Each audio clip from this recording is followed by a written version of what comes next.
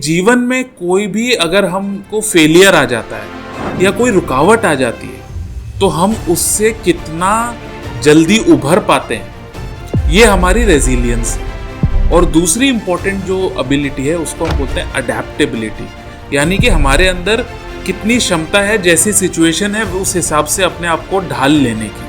ये दोनों भी चीजें ग्रोथ माइंडसेट से हमारे अंदर आती है। जैसे अगर किसी में फिक्स माइंडसेट है और अगर उसको जीवन में कोई फेलियर आ जाता है तो उसका डिप्रेशन में जाने के चांसेस ज्यादा है, उसका गिव अप कर देने के चांसेस ज्यादा है। वो फिर से उस चीज को ट्राई नहीं करेंगे क्योंकि उनके अंदर ना फियर है, उनमें डर है फेल हो जाने का। लेकिन जिनमें ग्रोथ माइंडसेट होता है उनमें ये डर नहीं होता, और वो लोग जब भी फेल होते हैं ना तो वो लोग फिर से अपने टेबल पे बैठते हैं और शांति से ये समझने की कोशिश करते हैं कि मैं फेल कैसे हो गया, मैंने ऐसी कौन सी गलती की या ऐसी कौन सी चीज़ थी जिसको मैंने नज़रअंदाज कर दिया।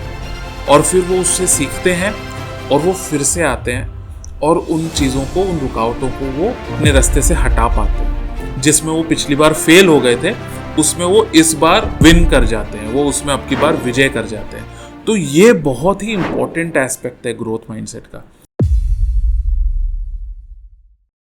Hi, my name is Arun Singh Rathore and I welcome you to the second episode in this series of Mindset.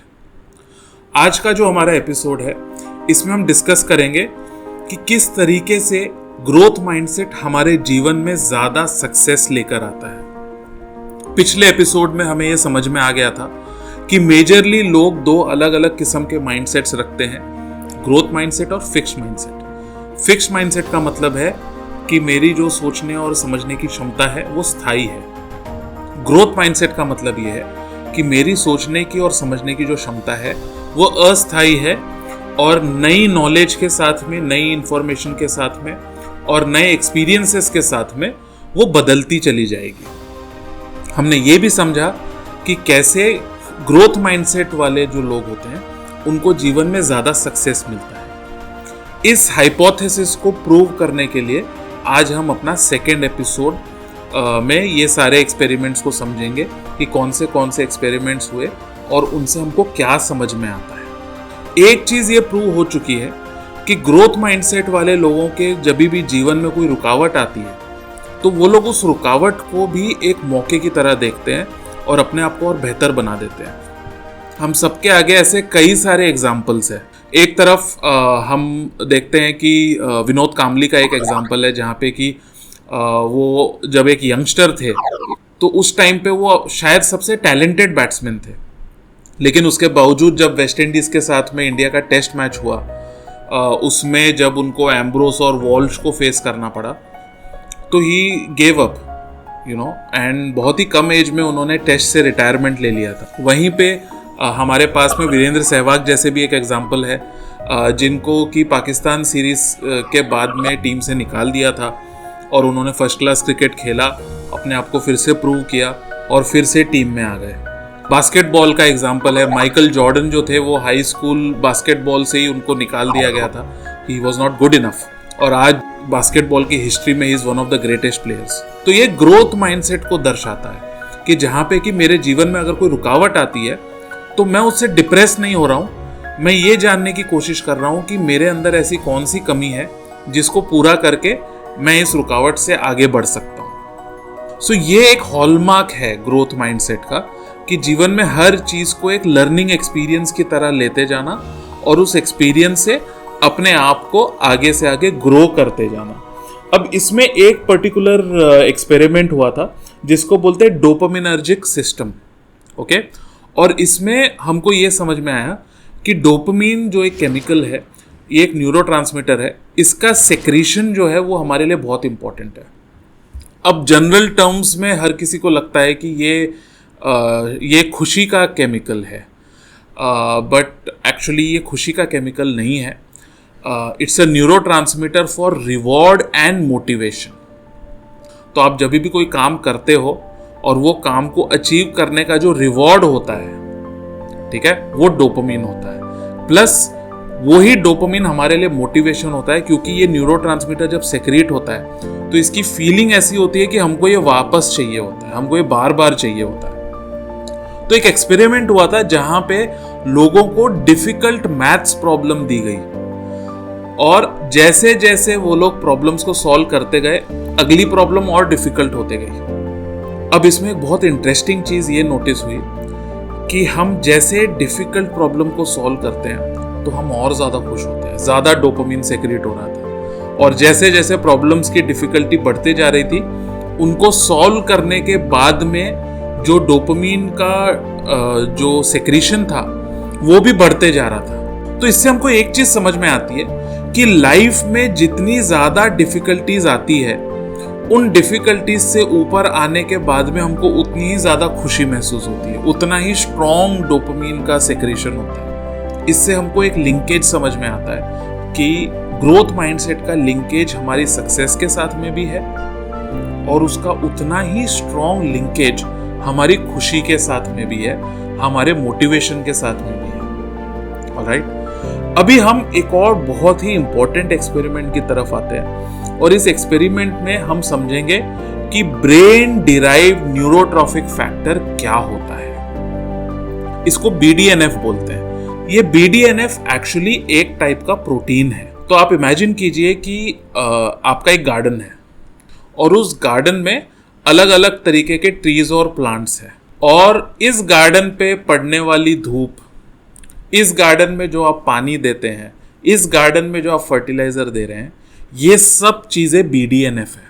तो अब वो गार्डन जो है वो आपका ब्रेन है और उस पे अलग अलग प्लांट्स और ट्रीज जो है वो उस ब्रेन की सेल्स है। BDNF वो चीज है जो इन सेल्स को बढ़ने में मदद करता है।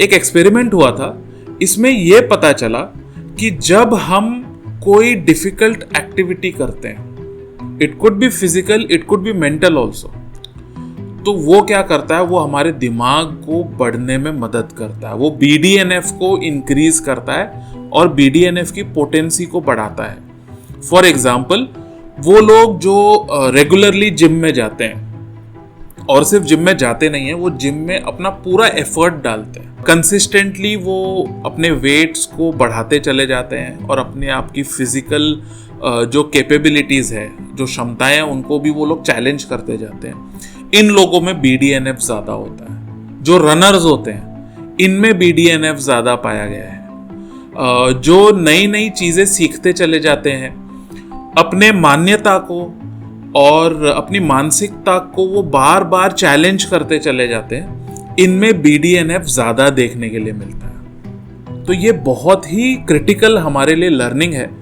कि जिस तरीके से हम ग्रोथ माइंडसेट को हमारे जीवन के अलग अलग डायमेंशंस में अप्लाई करते जाते हैं, वैसे वैसे हमारी ब्रेन की कैपेसिटी भी बढ़ती चली जाती है। एक और बहुत ही क्रिटिकल एस्पेक्ट है जो ग्रोथ माइंडसेट से हमको मिलता है और इसको हम बोलते हैं रेजिलियंस। स्ट्रेस के सेगमेंट में हमने रेजिलियंस के बारे में बात किया था, है ना। रेजिलियंस क्या है कि जीवन में कोई भी अगर हमको फेलियर आ जाता है या कोई रुकावट आ जाती है तो हम उससे कितना जल्दी उभर पाते हैं, ये हमारी रेजिलियंस है। और दूसरी इंपॉर्टेंट जो एबिलिटी है उसको हम बोलते हैं अडेप्टेबिलिटी, यानी कि हमारे अंदर कितनी क्षमता है जैसी सिचुएशन है उस हिसाब से अपने आप को ढाल लेने की। ये दोनों भी चीजें ग्रोथ माइंडसेट से हमारे अंदर आती है। जैसे अगर किसी में फिक्स माइंडसेट है और अगर उसको जीवन में कोई फेलियर आ जाता है तो उसका डिप्रेशन में जाने के चांसेस ज्यादा है, उसका गिव अप कर देने के चांसेस ज्यादा है। वो फिर से उस चीज को ट्राई नहीं करेंगे क्योंकि उनके अंदर ना फियर है, उनमें डर है फेल हो जाने का।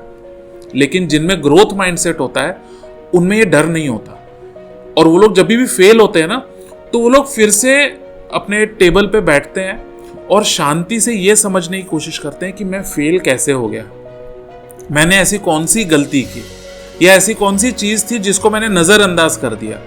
और फिर वो उससे सीखते हैं और वो फिर से आते हैं और उन चीज़ों को, उन रुकावटों को वो अपने रास्ते से हटा पाते हैं। जिसमें वो पिछली बार फेल हो गए थे उसमें वो इस बार विन कर जाते हैं, वो उसमें अब की बार विजय कर जाते हैं। तो ये बहुत ही इंपॉर्टेंट एस्पेक्ट है ग्रोथ माइंडसेट का। दूसरा ग्रोथ माइंडसेट का क्या एस्पेक्ट है, क्योंकि मैं ये मानता हूं कि मैं जो भी जानता हूं वो जानकारी पूरी नहीं है और नई जानकारी के लिए मैं हमेशा ओपन होता हूँ, नई नॉलेज के लिए मैं हमेशा अडेप्टेबल होता हूँ। इससे क्या होता है कि जब सिचुएशन बदल जाती है तो वो सिचुएशन मेरे अंदर घबराहट नहीं लेकर आती। मैं रुकावट को हानि की तरह नहीं देखता हूँ, मैं रुकावट को एक मौके की तरह देखता हूँ कि चलो अभी समझते हैं कि इससे मैं क्या सीख सकता हूँ, और उस सीख को अप्लाई करके मैं उन सिचुएशंस में अपने आप को अडेप्ट कर लेता हूँ। तो ये रेजिलियंस यानी तितिक्षा और अडेप्टेबिलिटी यानी दिमाग का लचीलापन, ये दोनों भी चीज़ हमको ग्रोथ माइंडसेट से मिलती है। और अगर आप नोटिस करेंगे तो आज के एपिसोड में हमने जो भी चीज़ों पे डिस्कशन किया, ओके, यानी कि फेलियर से फिर से उठने की क्षमता, अपने आप को चैलेंज करते चले जाना, इनिशिएटिव लेके अपने आप को चैलेंज करना और उन चैलेंजेस से उभरने की क्षमता, नई चीज़ों को सीखने की क्षमता, लोगों के दिए गए फीडबैक को अपनाने की क्षमता, ये सारी चीज़ें हमको हमारे जीवन में सक्सेस पाने के लिए बहुत ही ज़्यादा क्रिटिकल है।